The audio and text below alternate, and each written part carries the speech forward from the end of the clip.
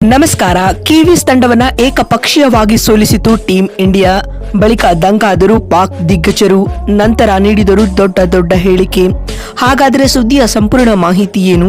ಅಷ್ಟಕ್ಕೂ ನ್ಯೂಜಿಲೆಂಡ್ ವಿರುದ್ಧ ಭಾರತ ಗೆದ್ದ ಬಳಿಕ ಪಾಕ್ನ ದಿಗ್ಗಜ ಹಾಗೂ ಮಾಜಿ ಆಟಗಾರರು ಹೇಳಿದ್ದೇನು ಗೊತ್ತಾ?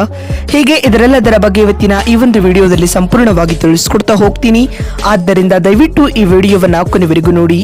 ಆದರೆ ಅದಕ್ಕಿಂತಲೂ ಮುನ್ನ ನೀವು ಕೂಡ ಟೀಂ ಇಂಡಿಯಾದ ಅಭಿಮಾನಿಗಳಾಗಿ ಈ ವಿಡಿಯೋವನ್ನ ನೋಡುತ್ತಿದ್ದರೆ ತಪ್ಪದೆ ಈ ಕೂಡಲೇ ಈ ವಿಡಿಯೋಗೊಂದು ಲೈಕ್ ಮಾಡಿ. ಅದೇ ರೀತಿ ನಿಮ್ಮ ಪ್ರಕಾರ ಈ ಬಾರಿಯ ಚಾಂಪಿಯನ್ಸ್ ಟ್ರೋಫಿಯನ್ನ ಟೀಂ ಇಂಡಿಯಾ ಗೆಲ್ಲುತ್ತಾ ಅಥವಾ ಇಲ್ಲವಾ ಎನ್ನುವುದನ್ನ ಎಸ್ ಅಥವಾ ನೋ ಎಂದು ಕಮೆಂಟ್ ಮಾಡುವ ಮೂಲಕ ತಪ್ಪದೆ ತಿಳಿಸಿ.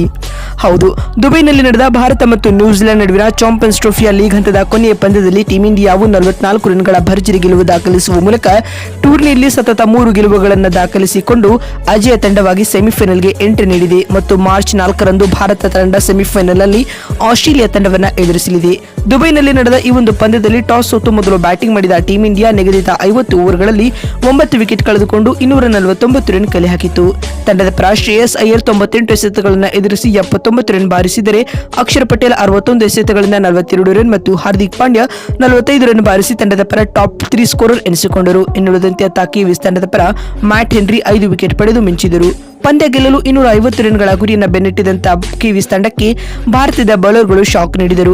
ಭಾರತದ ಬೌಲಿಂಗ್ ದಾಳಿಗೆ ತತ್ತರಿಸಿದ ಕಿವೀಸ್ ತಂಡವು 45.3 ಓವರ್ಗಳಲ್ಲಿ ಬರೀ 205 ರನ್ ಕಲೆ ಹಾಕಿ ಆಲ್ಔಟ್ ಆಗಿತ್ತು. ತಂಡದ ಪರ ಮಾಜಿ ಕ್ಯಾಪ್ಟನ್ ಕೇನ್ ವಿಲಿಯಮ್ಸನ್ 120 ಎಸೆತಗಳಿಂದ 81 ರನ್ ಬಾರಿಸಿ ಮಿಂಚಿದರು. ಇದ್ಯಾಗೂ ಇವರಿಗೆ ಯಾರು ಕೂಡ ಉತ್ತಮ ಸಾಥ್ ನೀಡಿರಲೇ ಇಲ್ಲ. ಅಂತಿಮವಾಗಿ ನ್ಯೂಜಿಲೆಂಡ್ ತಂಡ ಈ ಪಂದ್ಯದಲ್ಲಿ 44 ರನ್ಗಳ ಹೀನಾಯ ಸೋಲು ಕಂಡಿತು ಮತ್ತು ಟೀಂ ಇಂಡಿಯಾ ತಂಡದ ಪರ ಬೌಲಿಂಗ್ನಲ್ಲಿ ವರುಣ್ ಚಕ್ರವರ್ತಿ ಪ್ರಮುಖ 5 ವಿಕೆಟ್ಗಳನ್ನು ಕಬಳಿಸಿ ವಿಶ್ವ ದಾಖಲೆ ನಿರ್ಮಿಸಿದರು. ಇದರೊಂದಿಗೆ ಭಾರತ ತಂಡ ಕಿವೀಸ್ ತಂಡವನ್ನ ಈ ಒಂದು ಪಂದ್ಯದಲ್ಲಿ ಏಕಪಕ್ಷೀಯವಾಗಿ ಸೋಲಿಸಿತು ಅಂತ ಹೇಳಬಹುದು.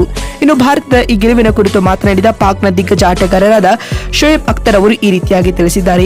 ಟೀಂ ಇಂಡಿಯಾವು ಈ ಬಾರಿಯ ಚಾಂಪಿಯನ್ಸ್ ಟ್ರೋಫಿಯಲ್ಲಿ ಉತ್ತಮ ಪ್ರದರ್ಶನವನ್ನ ನೀಡುತ್ತಿದೆ. ತಾನಾಡಿದ 3 ಪಂದ್ಯಗಳಿಂದ 3 ಪಂದ್ಯಗಳನ್ನು ಗೆದ್ದುಕೊಂಡು ಇದೀಗ ಅಜೇಯ ತಂಡವಾಗಿ ಸೆಮಿಫೈನಲ್ಗೆ ಎಂಟ್ರಿ ನೀಡಿದೆ ಮತ್ತು ಸೆಮಿಫೈನಲ್ ಪಂದ್ಯದಲ್ಲಿಯೂ ಆಸ್ಟ್ರೇಲಿಯಾವನ್ನ ಟೀಂ ಇಂಡಿಯಾ ಸೋಲಿಸುವ ವಿಶ್ವಾಸ ನನಗಿದೆ ಎಂದು ಶೋಯಬ್ ಅಖ್ತರ್ ಹೇಳಿದ್ದಾರೆ. ಮತ್ತು ಮಾತು ಮುಂದುವರೆಸಿದ ಅವರು, ಟೀಂ ಇಂಡಿಯಾ ಒಂದು ತಂಡವಾಗಿ ಉತ್ತಮ ಪ್ರದರ್ಶನ ನೀಡುತ್ತಿದೆ. ಬ್ಯಾಟಿಂಗ್, ಬೌಲಿಂಗ್, ಫೀಲ್ಡಿಂಗ್ ಹೀಗೆ ಎಲ್ಲ ಡಿಪಾರ್ಟ್ಮೆಂಟ್ಗಳಲ್ಲಿ ಇಂಪ್ರೆಸಿವ್ ಆಟವನ್ನ ಆಡುತ್ತಿದೆ ಮತ್ತು ತಂಡ ಯಾವುದೇ ಒಬ್ಬ ಆಟಗಾರನ ಮೇಲೆ ಅವಲಂಬಿತವಾಗಿಲ್ಲ. ತಂಡದ ಎಲ್ಲ ಆಟಗಾರರು ಉತ್ತಮ ಪ್ರದರ್ಶನವನ್ನ ನೀಡುವ ಮೂಲಕ ತಂಡದ ಗೆಲುವಿಗೆ ಕಾರಣೀಕರ್ತರಾಗಿರುತ್ತಾರೆ ಎಂದು ಶೋಯಬ್ ಅಖ್ತರ್ ಹೇಳಿದ್ದಾರೆ. ಮತ್ತು ಮಾತು ಮುಂದುವರೆಸಿದ ಅವರು, ರೋಹಿತ್ ರವರ ಕ್ಯಾಪ್ಟನ್ಸಿ ಉತ್ತಮವಾಗಿತ್ತು ಎಂದು ತಿಳಿಸಿದ್ದಾರೆ. ಇನ್ನು ಇದಾದ ಬಳಿಕ ಮಾತನಾಡಿದ ಪಾಕ್ನ ಇನ್ನೋರ್ವ ದಿಗ್ಗಜ ಆಟಗಾರರಾದ ವಾಸಿಂ ಅಕ್ರಮ್ ಈ ರೀತಿಯಾಗಿ ಹೇಳಿದ್ದಾರೆ.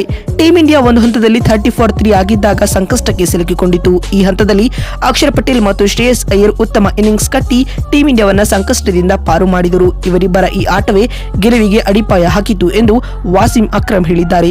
ಮತ್ತು ಮಾತು ಮುಂದುವರೆಸಿದ ಅವರು, ಬೌಲಿಂಗ್ ನಲ್ಲಿ ಇದೇ ಮೊದಲ ಬಾರಿಗೆ ಪ್ಲೇಯಿಂಗ್ 11 ನಲ್ಲಿ ಕಾಣಿಸಿಕೊಂಡಿರುವ ವರುಣ್ ಚಕ್ರವರ್ತಿ ಇಂಪ್ರೆಸಿವ್ ಪರ್ಫಾರ್ಮೆನ್ಸ್ ಅನ್ನ ನೀಡಿದ್ದಾರೆ. ತಾನಾಡಿದ ಮೊದಲ ಪಂದ್ಯದಲ್ಲಿ 5 ವಿಕೆಟ್ ಕಬಳಿಸಿ ತಾನೆಂತಹ ಬೆಸ್ಟ್ ಆಟಗಾರ ಎನ್ನುವುದನ್ನು ವರುಣ್ ಪ್ರೂವ್ ಮಾಡಿದ್ದಾರೆ.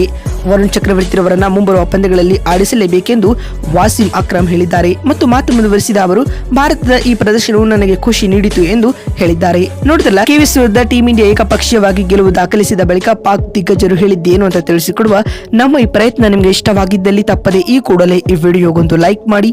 ಮತ್ತೊಂದು ವಿಡಿಯೋದಲ್ಲಿ ಸಿಗ್ತೀನಿ. ನಮಸ್ಕಾರ.